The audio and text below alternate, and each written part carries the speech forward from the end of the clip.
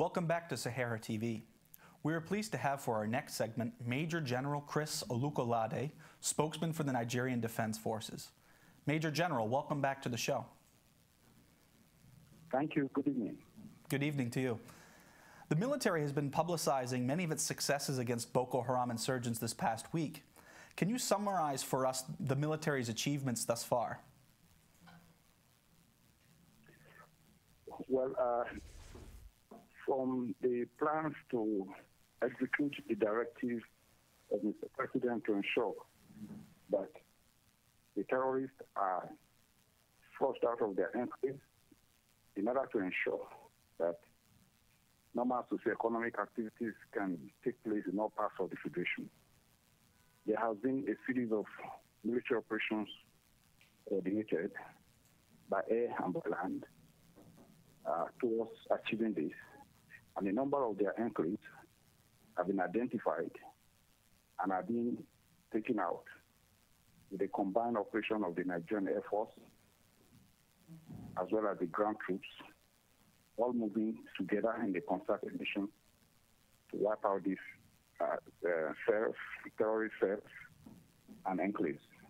And a lot has been achieved in this direction to the extent that even communities where they have occupied and were perpetrating their acts of late have been liberated from them.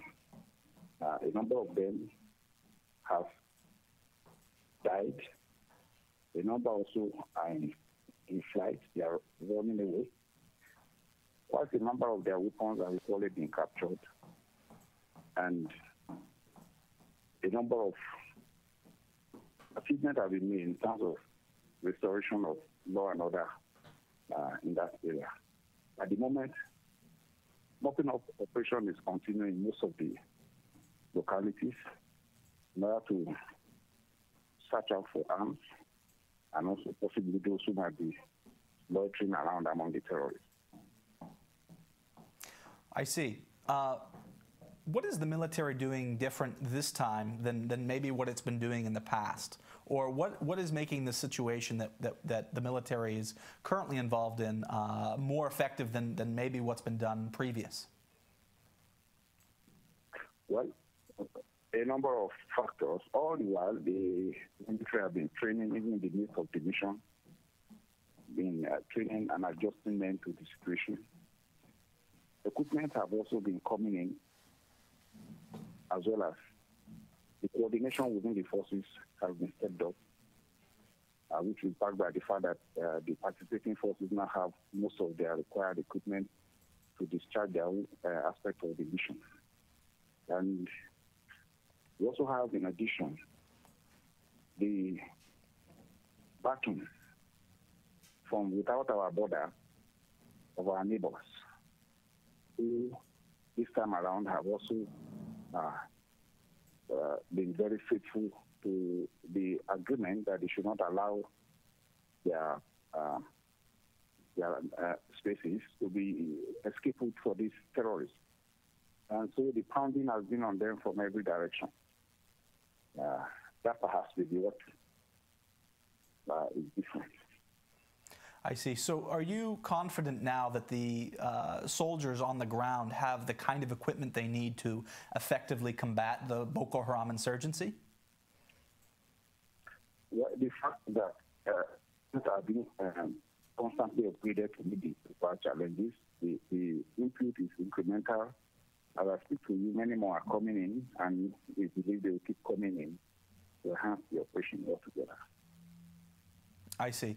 How confident are you that the military will be able to secure Nigeria enough for the elections to be effectively held for their rescheduled dates? This will be a collective mission of all Nigerians and our partners and colleagues in the neighborhood. And you must recall that this mission in itself predates the election, so it is not purely because of the election. We've been given this mandate for quite a while, and we've been working on it. And so, if we're able to achieve a situation where we restore law and order sufficiently for normal socioeconomic activities to take place. Definitely, all other activities, including should benefit from that achievement. That is what I believe everybody is working towards. So kind of other security agencies, and not just the military. So are you confident that the military will be able to carry out its mission, its part of the mission, to make sure that elections are going to be held on the revised dates? Well, I will repeat what I said, that we are working towards a situation where the situation is conducive for the conduct of normal activities, be they socio-political, socio-economic, and we are not alone in this. And so, depending on how everybody does their bit, we believe that the military is doing its own bit towards that end, and we will keep doing it. Okay. Sahara reporters spoke today with a human rights lawyer responsible for releasing Adamu Koli. And there have been reports and documents that the military unlawfully abducted the 15-year-old and chained him to his bed for nearly 5 months in 2014 within a military compound. Have you received any reports of Adamu being held captive last year? Honestly, I'm not even aware of what you are saying, unless we need to find it out. So you yourself have not seen any reports of Adamu being held captive? No, I'm not aware of this. But you have heard reports by Sahara reporters and other media outlets that Adamu was held by the military. Let me comment. I don't know. Maybe the issue here is pronunciation. I heard you saying Adamu. I'm not conversant with this kind of name. Is Adamu a name? Is it a what? That's why I say I don't understand what you're saying. I see. So I'm talking about the young boy who was the younger brother to Captain Sagir Koli, who helped release the tapes from the Ekiti scandal. But what I'm really asking about is his younger brother, who has been all throughout the news in Nigeria, and he was held for almost 5 months at the military hospital in the 2nd Adekunle military compound. You're saying that you have not seen reports of this. No, I'm not in the picture of it. Okay. But you do know that the media has been speaking about this issue. You're at least aware that there are conversations about it. Well, I do. I know. Okay. But there does not really seem to be any record of this young boy committing a crime, and he wasn't a military officer. So can you tell for our viewers whether it's something that is acceptable, detaining this young boy in a military setting when no charges have been held against him? Excuse me, please. Yeah. I would always wish that our interviews are in concert with grown men, with what we understand. I wish you put me in the picture that you'll be asking this kind of question earlier. Maybe I will have prepared myself for it. The truth is that I'm not conversant with this issue you are bringing me into, and I don't want to discuss it. Please spare me. Yeah, I understand. Okay, so I'll switch the conversation to more procedural matters within the military, and I'm wondering what kind of information is required for the military to begin investigating, let's say, any cases. And I'm really thinking about this case with Adamu, but what needs to be in place for the military to launch some kind of investigation or inquiry into misconduct? Well, a misconduct must be properly and formally reported, and where it is, it will be definitely taken up, not on the pages of newspaper. Can you repeat that again? I said that such issues must be properly reported formally, not necessarily on the pages of newspaper, and it will be taken up. I see. Would you be willing to follow up with Sahara reporters about, make an inquiry into the Army about any investigation that may have been done around the captivity of young Adamu Koli, so that we can follow up with that investigation? I want to plead again. Please spare me this issue. I don't want to discuss this.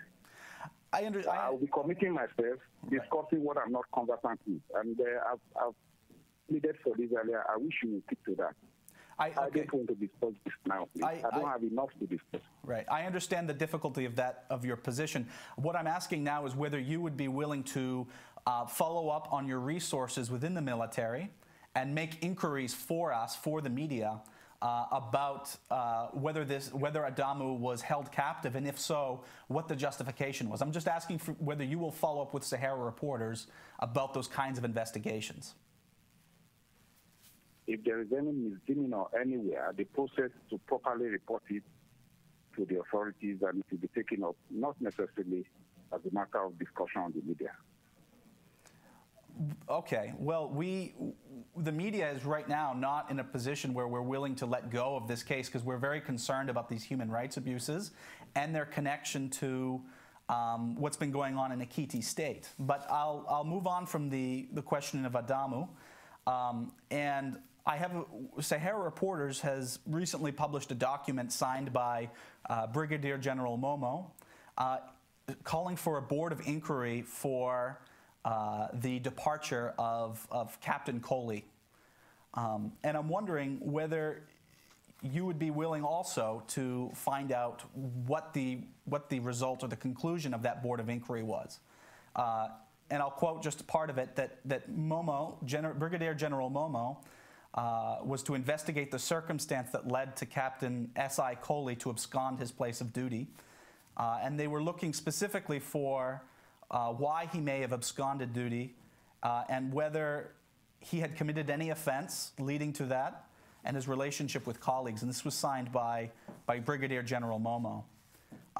We only have that this was called, that this investigation was called, but we don't have the result of the report. And I'm wondering whether you would speak to that and help us see what that finalized report was, what their findings were. I told you earlier that I'm not familiar with this, and you're still insisting in dragging me into it. I don't know how you obtained your document, and I won't be commenting on it on this forum. Please, will you spare me this issue?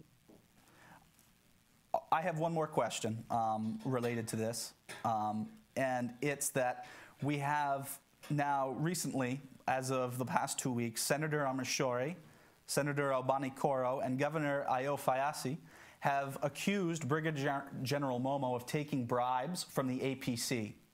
So they've come out publicly. Excuse me, you are still on this issue. Yeah, you are still on this issue. I've told you I don't have enough to discuss it, and I will not discuss it. Will you please spare me this? What does it take to investigate an officer like Brigadier General Momoh? What does it? I just want to know what kind of.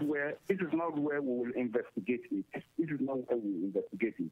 And I think you should respect my situation on this circumstance. I do respect your position on it. The most honest way I can, right. And you better believe me that I don't have enough to discuss. I do respect that you don't have enough to comment on the story itself, but I want to know, what does the military need in order to investigate one of its own, especially when we have senior politicians accusing a member of the armed services for taking a bribe? I will not discuss this issue you are insisting on.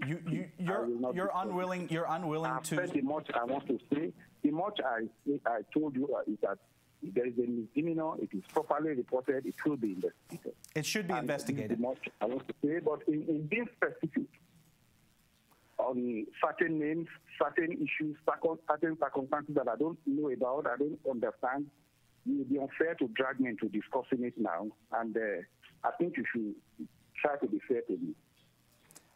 Okay, but you're saying that if there is an accusation against a member of the armed services for taking a bribe, that it should be investigated. That's what you're saying. We're not even talking about any specific instances, but as a rule, an accusation must be investigated.